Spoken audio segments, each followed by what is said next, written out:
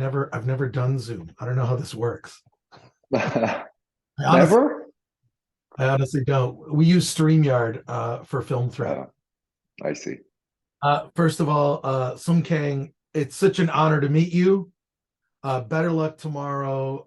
To me, the best Fast and the Furious movie is Tokyo Drift. Oh, Love thanks, that. Chris. I saw it at the drive-in with my son, and we were in a car watching a movie about racing cars. Could not have been a more fun experience. So great. I'll never forget it. But this Shaky Shivers is this your directorial debut? Is that correct? Correct. So I have to ask, what came first, the movie or the drink, or the idea in your head? Where did that begin? Well, the Shaky Shivers was not my idea. I have to give credit to the writers.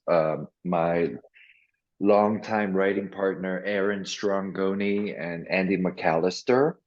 They created Shaky Shivers because of two reasons. One was, we're children of the 80s, and they both of them have this love affair for 70s and 80s, early 90s, horror films that have practical effects, right? So they had done a short documentary about Gabe Bartalos, who actually did all our creature building practically in Shaky Shivers.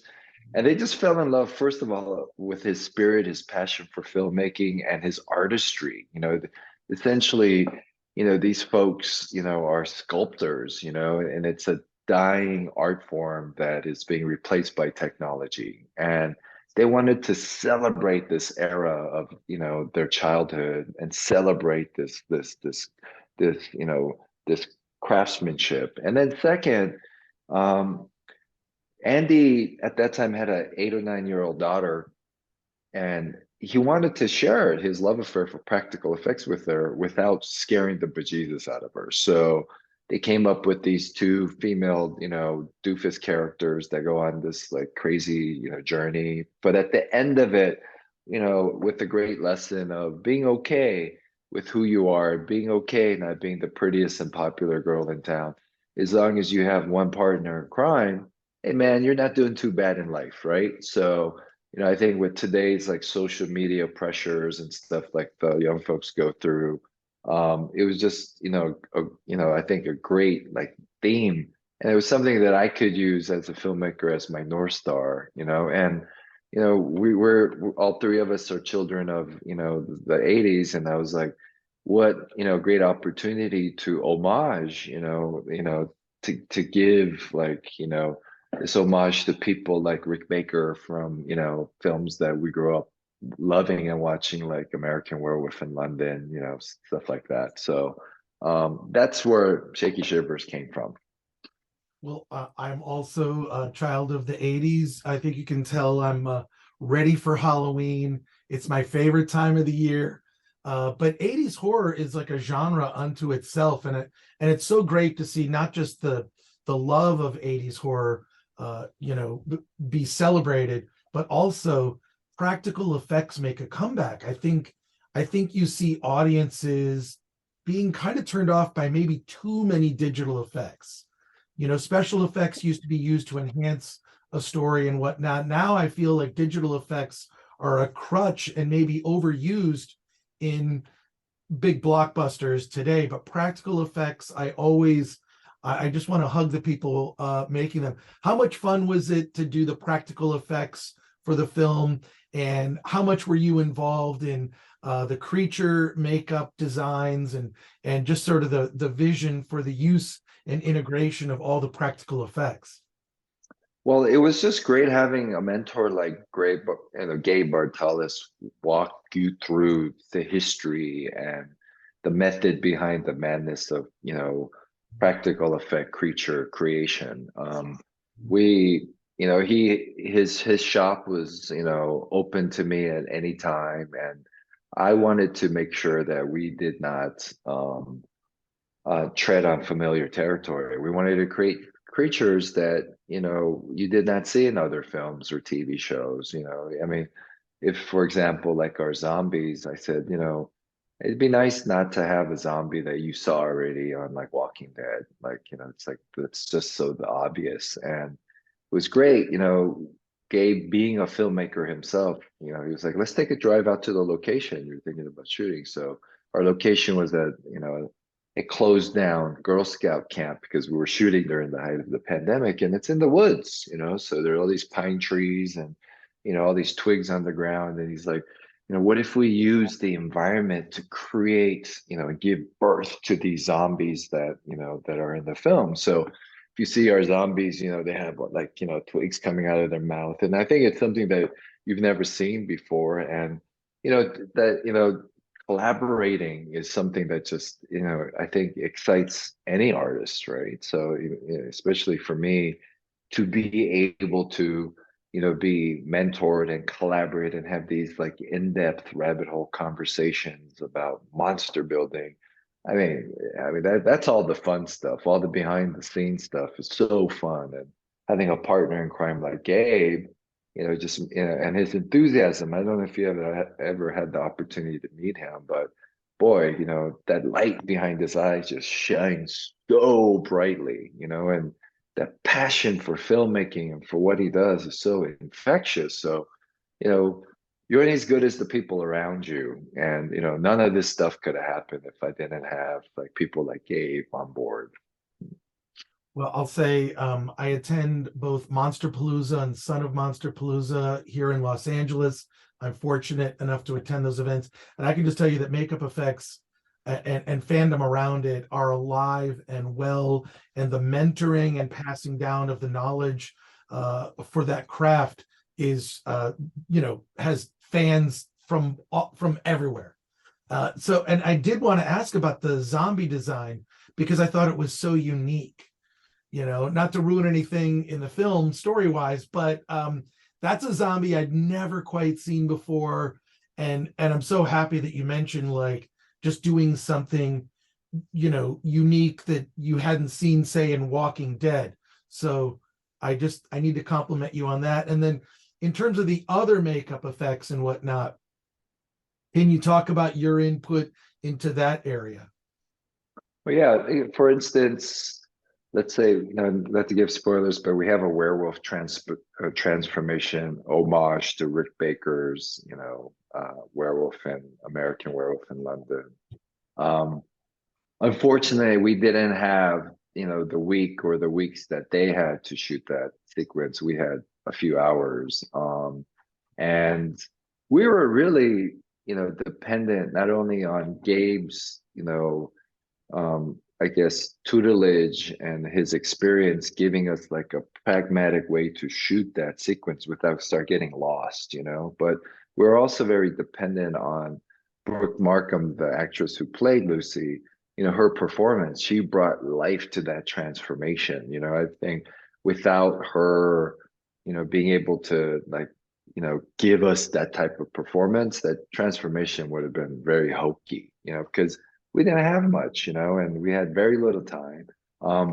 But I kept saying to Gabe, it's like I just love that sequence in American Werewolf in London. It's like how can we give homage to that, but then still make it unique and different because we are we're I would say comedy horror, right?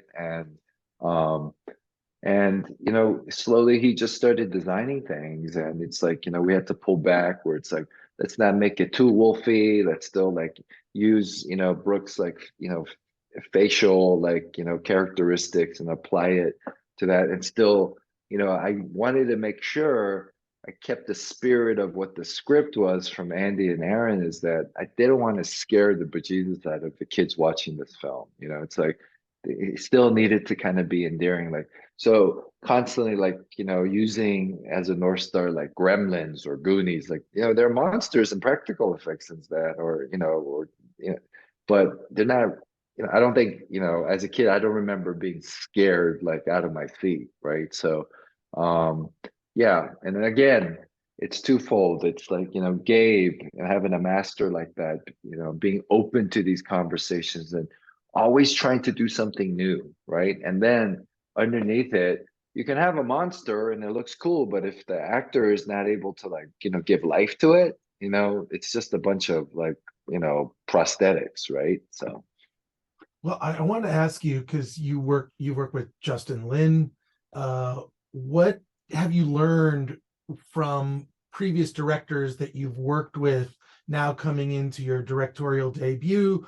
What knowledge did you get? Did you reach out to Justin or other directors to say, "Hey, about to do my thing. What any advice and whatnot?" So, did that help you? yeah, working with Justin over the years, as an actor, I did, there's a lot of takeaway working with, any director. Sometimes it's good, sometimes it's bad. One of Justin's like best traits is that, instead of giving you orders, he makes you feel like, you're helping the production. It's like, the words that he uses, instead of like, do this, it's like, hey, do you think you could help us out and maybe, hit your mark? I guess. You know, it's a gentle direction, but then I also, took away from like opportunities, working with, legendary iconoclasts like Walter Hill, like I got to work with Walter Hill, who directed, 48 Hours and Brewster's Millions, and he worked with Peckinpah. I mean, this is like American legend, and getting to work with him, the way he, saw himself in production, it's like, yes, he's director, yes, he's a leader, but he never treated you like you worked for him or like you were underneath him. It was like every idea was, listened to, and he would. I remember early on, he said, "Look, I know nothing. It's like, my job as a director is to hire people that are smarter and more talented than me around me, and then it makes my job easy. You can sit back and just call action, and then movie magic happens, right? So, that setting aside that ego and then approaching your place on set like like how Walter approached it, it was something that I definitely took away. And then I had the opportunity to work with Robert Rodriguez at his at in Austin at his stages on his compound.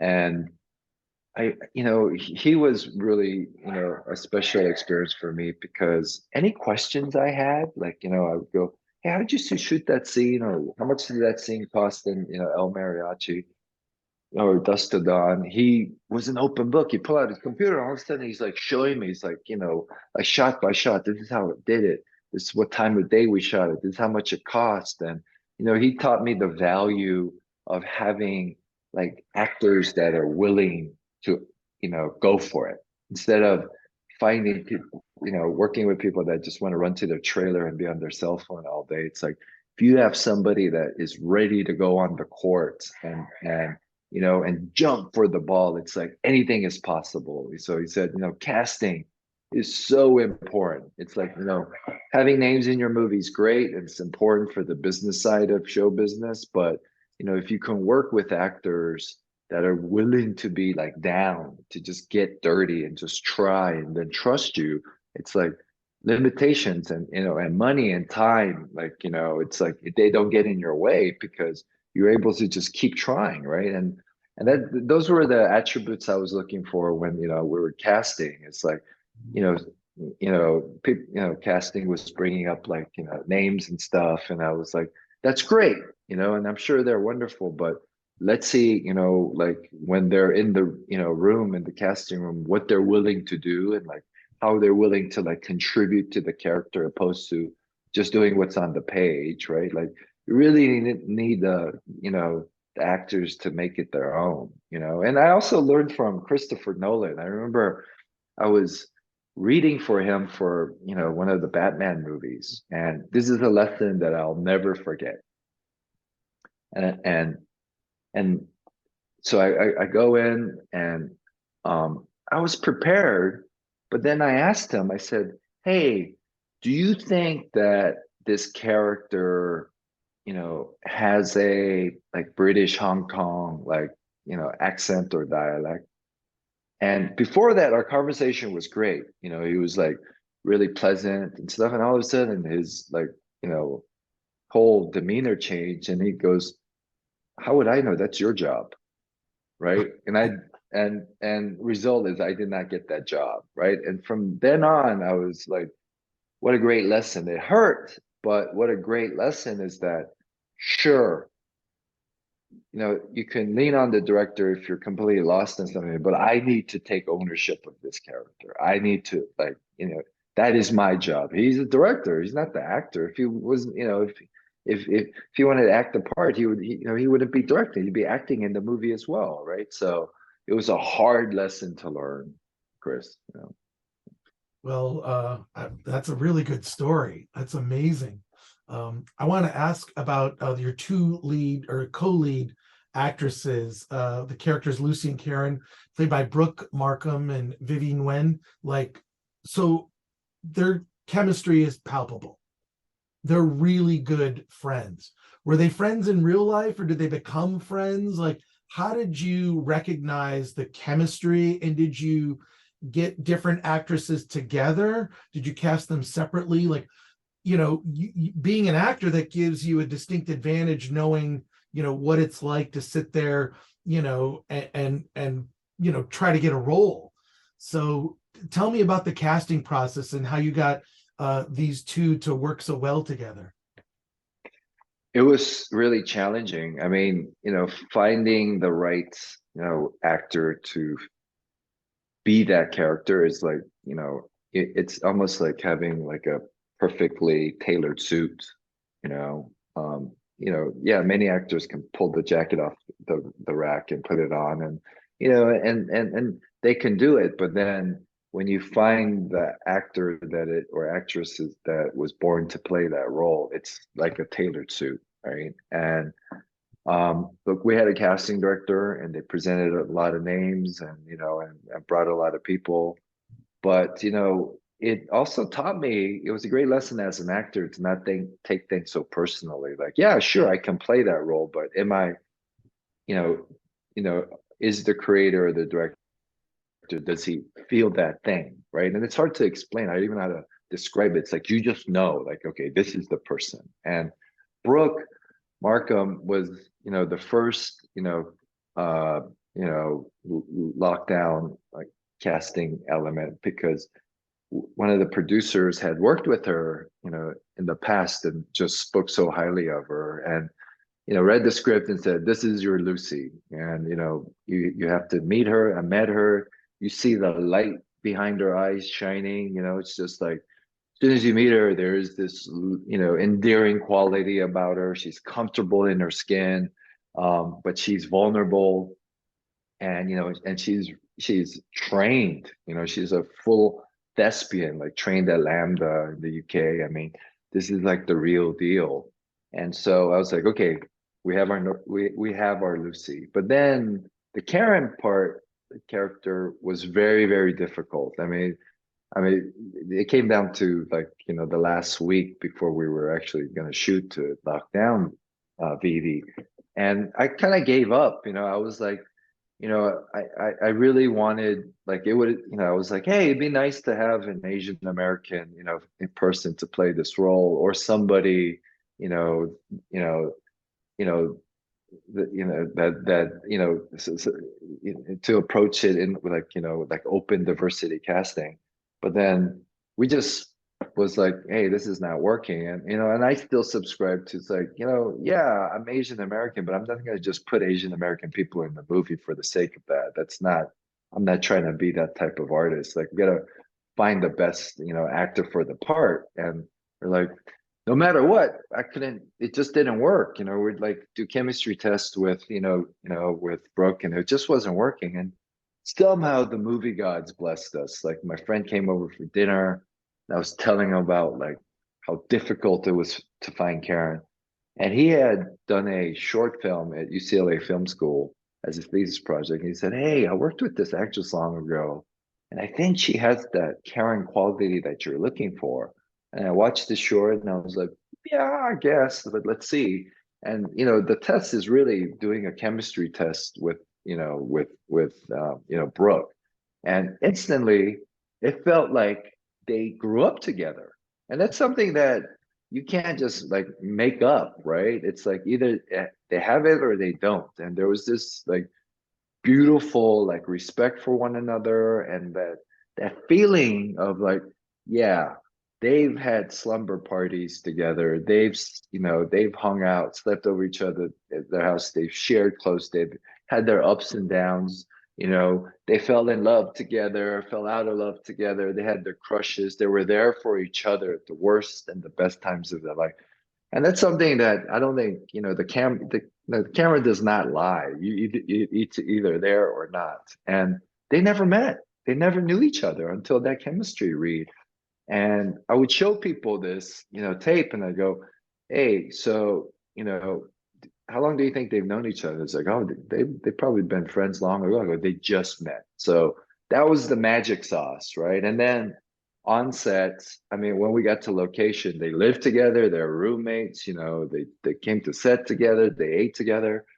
And so even behind the camera, until this day, they're sisters now, right? So that's something that you can't force. Either you have it or you don't. And you just fingers crossed, you're like, I hope they get along and they find like common ground. And, again, it's a lot of it is like movie gods blessing you, Chris, so we got really lucky with them. Yeah, they came off, both came off very authentic. I mean, like they've been friends forever. What about casting some of the other roles? The minor roles are not minor. There are no minor roles. But the Yeah. guy who played, I don't know the name of the character, but the ice cream shop Yeah, guy. Jimmy. Yeah, Jimmy. His name is Jimmy. Yeah. Yeah, he was great. And it's like, but those small roles are so important. Can you tell me a little bit about that? What went into that? Well, Jimmy was this came. I was like, who are we gonna hire for Jimmy, right? Like, it would be nice to have a comedian, somebody that is willing to kind of, have like mud in his face or pie in his face, like throughout, somebody that can like carry the comedy, can do some improv, because it was very, that character was not, I think, I would say it was probably the least fleshed out character in the script. And then Brooke like brought up, Jimmy was like, hey, I have a friend who is just crazy. He's like hilarious. And I go, who is this guy? He goes, she said, you might recognize him from the Skittles commercial. So he was like, he started in the Skittles commercial and he showed it to me. And Skittles are like his pimples and stuff, and he starts eating. I go, and his hair, he has that like curly, like, red fro. And I was like, this guy, you just want to hug him, right? And then, when he's trying to play cool, it's just so endearing and goofy, right? And then, I basically I made my decision off the Skittles commercial. I was like, this is our guy. And then um the ice cream parlor owner, Herschel, he was an old friend of mine. Like, from 1994, I've known this guy, right? And Herschel comes from theater, and and he did a lot of like off Broadway and Broadway plays in New York, and he has a love affair for Shakespeare. So he actually was one of my like Shakespeare tutors when I was like younger, and and I knew that he's getting older, and opportunities to work with them would be few and far. And Herschel is like 7 feet tall in real life, and he just has that that endearing grandfather, like uncle quality about him. Like you just want to be hugged by him. You know what I mean? And but he has the spirit of like a 13-year-old. He has the energy of a 13-year-old. So that I just like went straight to Herschel, and I was like, I would love for you to be in this film, and it'd be an honor for me to, be able to like, come and play together, right? So, and then we have like the Wicked Witch, I guess, that's what you would call it. We did not want to call, we actually called, the character a witch, but then none of the ladies would come in like audition for it, because I guess nobody wants to be seen as a witch. So we, you know, we, I think we eventually said like, like gypsy lady or something like that, right? Magical gypsy lady. So that, and her name is Erin, and she came from, one of the producers, like the old friend of one of the producers, and she came in and she's just hilarious. She didn't take herself seriously. There was no neurosis in her of like not looking pretty on camera, because it's tough for women. They sometimes they want to glam it up, and then she's like, no, I'll just get down and dirty with this, and she found the comedy of it. So yeah. And then there was a guy at the end, that played the dude with the lazy eye, and he was the worst actor to deal with. He was so problematic. I'll Well, never work with that guy again. oh no. Well, one last question, because I know we have to wrap up, but one last question about advice as a director. Now you're a director, you've been through the experience, and fortunate enough to not only get the film made, but also get it released, through Fathom events. I go to those things all the time. I love it. They're really fun. Generally, the screenings are always sold out. It's like a celebration. I interviewed Catherine Hardwicke, who directed the first Twilight movie. Her philosophy was fix it in prep. That was her thing. Do you have any advice to pass along to other directors or aspiring directors about to do their first feature? What's your takeaway from the experience? Oh, that's such a long answer. It's such a good question too. I guess my personal takeaway is, I agree with Hardwick, is that, preparation is key. Like you have to prepare. You don't just like show up and like go, okay, let's start like rolling. I mean, you got to have a shot list. You have to like go do like so much research and, like legwork, and you have to start with the script. It's like, I learned early on is that you can make a bad movie from a good script, but you can't make a good movie from, a bad script, right? So that is your map. So you have to believe in the words, right? And second, it's like, I know it's hard to like have self-doubt, and and the stuff that you don't know many times prevents you from moving forward, right? But that was actually, my superpower with this film, and how I actually got finished was that I was, maybe just because I'm older, it's like I'm okay, admitting and being transparent about what I do not know, and I have an older man's ego, so it's like less than when I was, in my 40s and 30s and 20s. So I don't need to posturize or overcompensate. And I would tell everybody, I don't know. Like, when we were looking for, the camera package and the lens package, the, you know, the DP, and, even the camera houses we were talking to, they're like, what kind of lenses are you looking for? You know, what is your inspiration, or what are the, like the references that you're looking at? And I'm like, I don't know.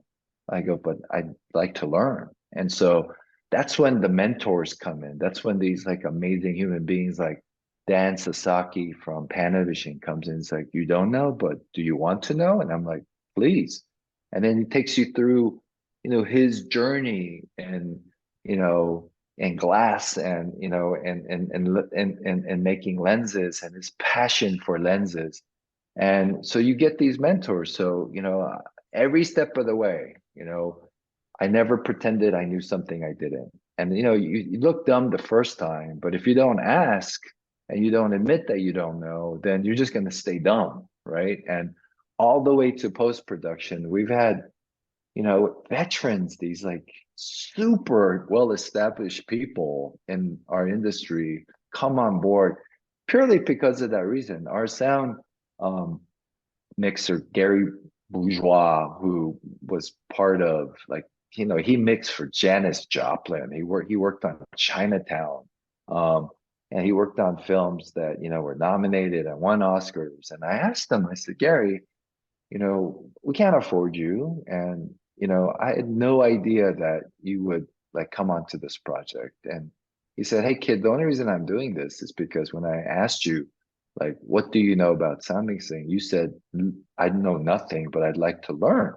And can you teach me? And he's like, I'm like all about that, all about it at my age, paying that forward. And he's like, don't ever lose that. Even if you're off and you're 20 movies deep and you think always be transparent about that. And people will come out and help, right? You have to lean on other people, right? So I guess my advice is do the preparation, do all of that, like go. I mean, YouTube University is like great, resource. Like you can learn almost everything, right? But then also, find those mentors, and be okay with, looking dumb the first time, and put that ego aside. Yeah. Mr. Kang, thank you so much. Congratulations on Shaky Shivers. I really want to get one of those drinks now. Oh, the shaky. I I get don't it. know if you would. I don't know if you actually want to drink what we made on set because that was Oh, like, yeah. I was like, make it look more like diarrhea, please. Like oh it needs.